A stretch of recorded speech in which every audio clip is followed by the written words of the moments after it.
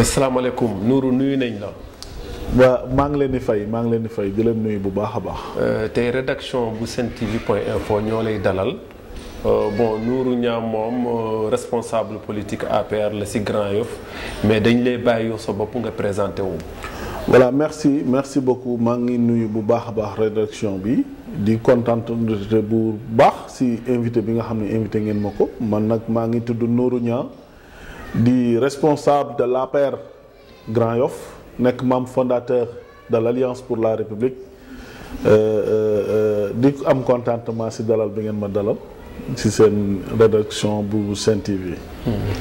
gis nañ ne après élection yi da nga def tekk-tekkaaral ci biir tekk-tekkaaral boobu rek nga ñëw rek def benn sortie ne maire bu Grand Yoff na leeralal nit ñi lu waral loolu.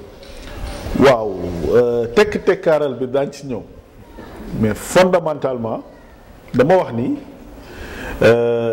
léeg-léeg wolof dafa ne cellu mag mbir la te tekk boo gis wax la mais li tax suma digganteeg le maire de Grand Yoff Pape Madiop Diop demee noonu mooy bi si njëkk mën naa wax ni mënumaa d'accord ay employés yoo xam ne ñu ngi ci mairie bi di liggéey 3 mois kenn fayu leen te ñooñu dañu yor ay njaboot mais dañu leen war a fay seen xaalis. est-ce que budget bi disponible. non si ma ne au moment où ñu ngi toog fayuñu leen mais monsieur le maire mu ngi organiser séminaire à Mbour Saly jël téeméeri conseil ñu dem def fa ay fan mais loolu xam nga ñaata million la mën na fay employé kon man d'accorduma ci gestion bi nga xam ni moom la ñuy mairie bi di doxee mbir mi nag affaire ku ma am ndey ku ma amul ndey daf cee bokk ci biir mairie bi.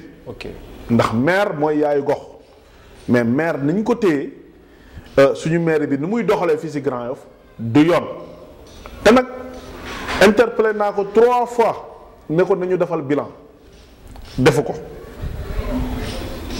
su ko deful nag man fas yéene naa jël mbir mi clamé ko ci yoon ndax nag bu fekkee ne dafa nar a nekk loo xam ni du jaar yoon mais ñun responsable yi fi nekk nga xam ne population bi dañuy daw wut si ñu di ñu jàmbat seeni soxla ñun mënuñu si dara lu ñu mën moom mooy jël affaire bi yóbbu ko ci yoon ndax nag maire dafa war a def bilan ndax mandat bi jeex na te deful bilan te chaque at bu nekk dinañ ko voter budget bu toll ci 3 milliards et quelques te gisuñu benn réalisation bi nga xam ni Pape Madiop Diop le maire de Grand Yoff def na ko mën naa leen limal assainissement fi mu tolloon la toll santé fi mu tolloon la toll ci Grand Yoff éclairage public fi mu tolloon la toll ci Grand Yoff sécurité fi mu tolloon la toll ci Grand Yoff ana ay réalisation kooku jàpp naa ne lajj la nañu defal bilan nag il est temps mu defal ñu bilan ci wàllu gestion mairie bi bu ko deful daañ ko fas yéene naa ko insha allahu rabbi ànd ak waa Grand Yoff ñi nga xam ne dañuy def pétition yóbbu ko ci yoon. responsable politique APR bu Grand Yoff nga gis nañ ne nanguwoo mobiliser lan moo waral loolu en tant que responsable nga bokk ci gox bi bokk ci responsable yi te nanguwoo mobiliser te responsable yëpp dañuy mobiliser. waaw xam nga bu ñu waxee ci cadre mobilisation bu ñu xalaatee parti bi depuis 2008. amul benn manifestation di parti amul benn liggéey bi nga xamante ne xew na fii biir Grand Yoff te nekkul mobilisation bi man maa ko def amul même direction wu parti bi bu ñuy joxe mobilisation wala président di dem fenn Nourou la ñuy gis mu mobiliser ñëw taxaw ca kanam soutenir son excellence président Macky Sall mais nag suñu parti dafa am philosophie bi ñuy doxee am na ñoo xam ni dañuy woote responsable yore seen xaalis def seen poste su du ñu wàcc ci askan wi du ñu lijjanti askan wi du ñu toppatoo askan wi lenn la ñuy xaar Nourou Niang xam nga man nag moom dama weex dunk ma mobiliser su ma defee mobilisation su mobilisation bi jeexee ñu xool ñi ci bokkoon ñëpp dem jëndi leen ak xaalis te loolu du yokk parti bi. te ñooñu ci APR lañ bokk wala ci opposition. ci APR lañ bokk. am na ñoo xam ni maa leen jëlee ci seen parti indi leen ci biir Alliance pour la République du jeex te ñoom ñëpp mun nañ ma seede mais lenn rek la ñuy ñoom jéemuñu xool lu yokk parti bi dem jëli ay nit yu bokkul Alliance pour la République ñëw dugal leen mais dañuy xool ñi ànd ak Nourou Niang ñu jéem leen war mu wuti loolu tardement wu parti bi la. donc yow da nga jàpp ne loolu difficulté la parce que nag fii yàlla dafa dogal responsable yi fi nekk yëpp maa fi juddoo loolu nag yàlla moo ko dogal. fii laa juddoo fii laa yaroo fii laa màggee sama maam moo njëkk nekk chef de quartier Grand Yoff loolu na leer kon donc fi nu toll li nga xam ni tey moom moo ne këtt na jonn mooy il est temps ñu jëlal suñu bopp yëf yi si suñuy loxo. damay déplorer bu baax a baax attitude responsable yooyu parce que nag président dafa yaakaar si ñoom am lu mu leen dénk. mais pour lan ñuy xaar ba Nourou Niang woo kenn wala jëli kenn wala ñi ànd ak Nourou Niang di leen dem jëndi di leen indi xaalis di leen jox pour récupérer leen au moment où am na ñoo xam ne ñu ngi ci yeneen parti bokkuñu ci Alliance pour la République ñoo xam ne jàppalewuñu Macky Sall mais ñooñu la ñu war a dem jëli loolu moo yaral parti bi mais bu ma waxee dëgg rek te yàlla tax li ñu tàrreel mooy APR au lieu que ñu dem wuti ay nit yu bees mais dañuy xool ñi nga xamante ne jëli nañ leen ba ñu ñëw sécuriser leen ñu ñëw pour récupérer waat leen mënuñu yokkal parti bi dara. gis nañ ne chaque fois da ngay wone sa ambition ci Grand Yoff yan projet nga yor ci Grand Yoff à l'avenir ak yow c'est-à-dire lan nga fas yéene def pour Grand Yoff ak yow sa bopp ban taxawaay nga bëgg a taxaw pour Grand Yoff. bon loolu mooy taxawaay bi nga xam ne yàgg naa koo taxaw depuis ba ma amee. lu tolloog ay 18 ans mooy li ma gëm mooy Grand Yoff dina développé. mais nan lay développé te nekkoo maire nekkoo ministre nekkoo dara man c'est que fi ma lay laaj. waaw xam nga ba fan nga fas yéene dem ak Grand Yoff. waaw da ngay laaj wala doo laaj. non mais mënuma juddoo Grand Yoff yaroo Grand Yoff màggee Grand Yoff am ay ambition pour defar Grand Yoff ne man duma laaj Grand Yoff. ñi fiy laaj Grand Yoff au niveau du parti de l'Alliance pour la République ñi fiy laaj Grand Yoff te bokk ci ay mouvement ak association ak yeneen parti mais gënuñu ma nekk doomu Grand Yoff ëpp ñu ma ay ambition pour liggéey Grand Yoff te yaakaar bi ma am pour defar Grand Yoff mbébél bi ma am pour defar Grand Yoff insha allahu rabbi danaa ci dugal sama loxo bu dee taataan baatu askan wi la dinaa sol suma dàll en tout cas dugg ci biir kër yi ci population bi laaj leen seen baat ndax jàpp naa ni diriger maire Grand Yoff du compliqué li ci am solo moom mooy doxal une gestion transparence Grand Yoff gis ci seen bopp nga doomu Grand Yoff yi nga jàppale leen ci emploi jàppale les femmes ci ay financement jàppale waa Grand Yoff ci assainissement bi ak éclairage public mais nañ ko wax te dee Grand Yoff su amee commissariat mais ñu bëri dañ ma ko war a santé liggéey naa lu bari ci wàllu sécurité bi pour président dégg ñu xam ne Grand Yoff insécurité moo fi am sama ambition nag mooy defar Grand Yoff te kenn mënu maa tere defar Grand Yoff mais waxagoo sa ambition de mooy defar Grand Yoff kenn mënu maa tere defar Grand Yoff li ma wax leer na sama ambition mooy defar Grand Yoff liggéey Grand Yoff te kenn mënu maa tere defar Grand Yoff question bi mu leer est-ce que da nga bëgg a doon maire wala bëggoo doon maire parce que pour nga defar gox nga nekk foo il faut que ñu fal la. waaw mais il faut nga am poste de responsabilité. manoo boo déggee militants yi barki démb. ñu taxaw ne yaay sunu maire. waaw te ñëwaguñu ci ay élection maire. waaw nga xam ni fondamentalement askan wi loolu la ñu bëgg te man nag askan wi du ñu bëgg ne ma lii la ñu bëgg ma ne leen du ma ko def parce que nag man ak ñoom ñoo ànd avec collaboration ñoom laay liggéeyal ñoom laay jàppale. donc prochaine locale candidat nga. non loolu kenn mënu ko dindi. askan wi ko wax te du ma ci dellu ginnaaw. prochaine locale candidat est-ce que doomu Grand Yoff mës nañu rappelé wu loo xam ne ñoom ñëpp tënk nañ ko def ko ne ma nuuru lii lañ bëgg ma ciy dellu ginnaaw loolu du mës a am ndax Grand Yoff laa gëm. je suis Grand Yoff waa.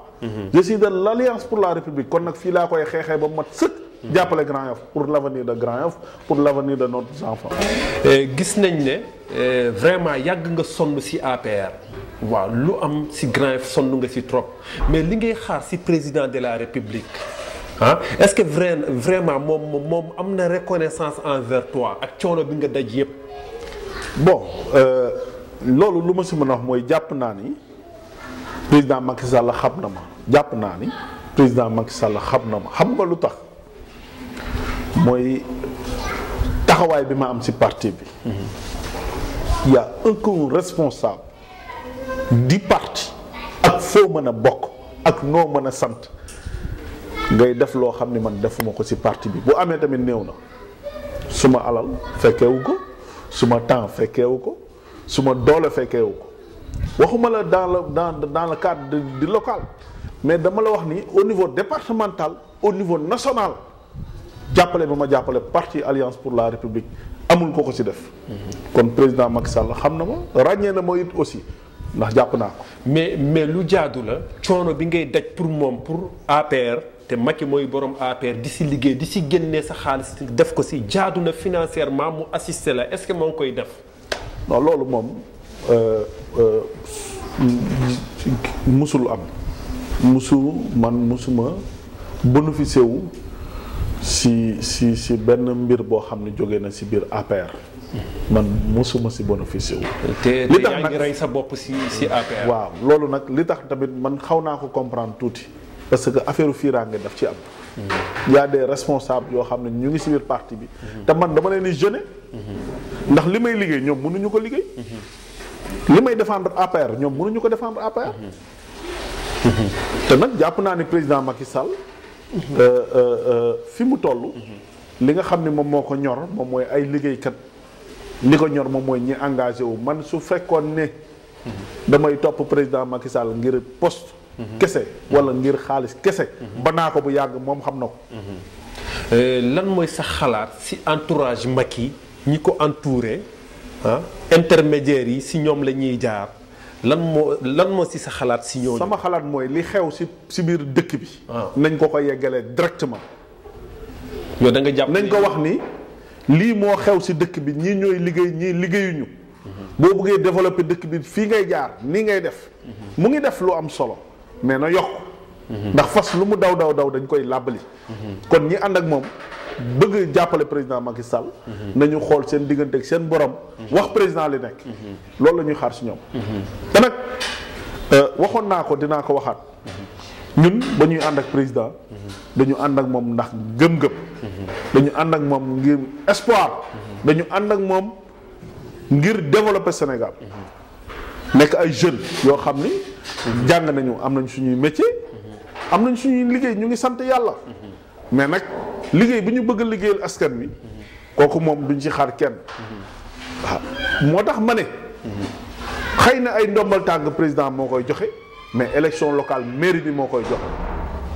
population bi ñoo koy joxe. commune bi ñoo koy joxe kon nag bu ñu laajee en tout cas parti bi joxuñu ñu bàyyi rek xëy na ñii ñu jox ñooñu la ñu am yaakaar mais ñu tàllal suñu loxo askan bi nga xam ne yaakaar nañ ñu. bu ñu joxee ñu wan leen lu ñu mën mais nag lépp dans le cadre de discipline lañ koy defee. ak yar ak teggin. noonu lañ koy defee. état continuité la moom ñëw na mu am ñu fi nekkoon.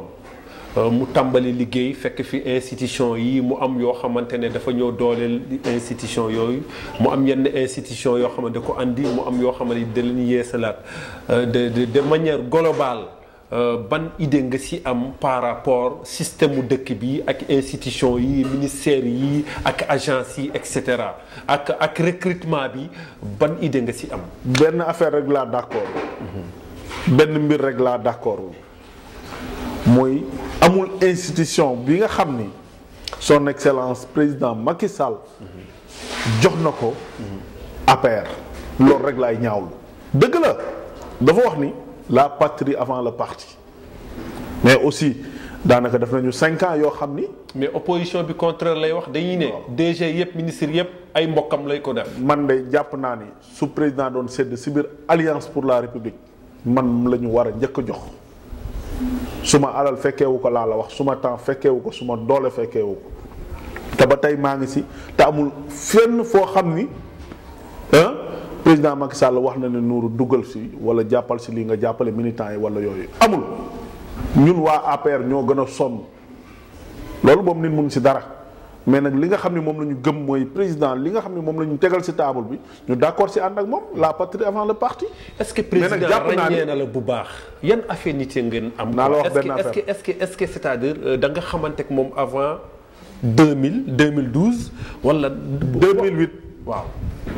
2008 laa xamante ak président Macky Sall avant 2008 ñoo nekkandoo woon PDS daan na ma gis nii rek ci booy yi ma am ci taxawaay am ci engagement mais en 2008 bi nga xamante ne ñu ngi koy néewal doole muy génn ci laa xamante ak moom jàppante ak moom xamante ak ay collaborateur am ñoom ñëpp man ci xamante ak ñoom jàmm sante ak ñoom ñëw nag li ñuy def pour bokk ci alliance pour la république ma ñëw def ko. en 2008 2009 nekk ci. dem front yëpp. te jàpp naa ni ràññee na ma bu baax. jàpp naa ni aussi xam na ma bu baax ndax léeg-léeg. nga dégg ay kàddu ci ay collaborateur am yoo xam ni. dafay wane ni. waa ji mu ngi rafetlu. moom président Macky Sall mu ngi rafetlu en tout cas liggéey bi ma koy liggéeyal. ci terrain bi ci département bi ak au niveau national. pratiquement 2019 li ko dese bariwul ban conseil ak ban idée nga ban c'est-à-dire yow ban xalaat nga ci am APR ban xalaat ngay jox waa APR nga xamante ne bu ñu demee ñu mën a gagner élection yi quoi. pour bañ a sonn. waaw d'abord ñi nga xam ne dañ leen a jox ndombal tànk li leen président jox daf leen ko jox ndax dafa am ci ñoom yaakaar nañu wàcc ci population bi génneel moyens yi ñu leen jox jàppale ci askan wi kooku moom lu mënta xaar la parce que nag man mënumaa d'accord président fal la am ci yow yaakaar jox la budget nga koy liggéeyal ngay seetaan ay nitam ngay seetaan population bu Sénégal ñoom ñoo war a wàcc fi nga xam ni président mënu fa yegg yëpp ñoom ñu yeggal ko fa vulgariser la réalisation du président Macky Sall président li mu fi def boo ko waxee askan bi dinañ ko xam te dinañ ko votel ñàkk communication la contraire lay wax dañuy ne moom defu fi dara. non opposition bi ku sa gémmiñ di nàcc doo wax jàmm maa ngi dégg Idrissa Seck sa fan yi passé muy wax rek te li ko war moom mooy mu tëj làmmiñam ndax jox nañ ko def nañ ko fi premier ministre def nañ ko fi lu nekk au contraire bañ ko fi defee premier ministre dafa jël xaalis Sénégal yëpp xaaj ko budget Sénégal la xaaj.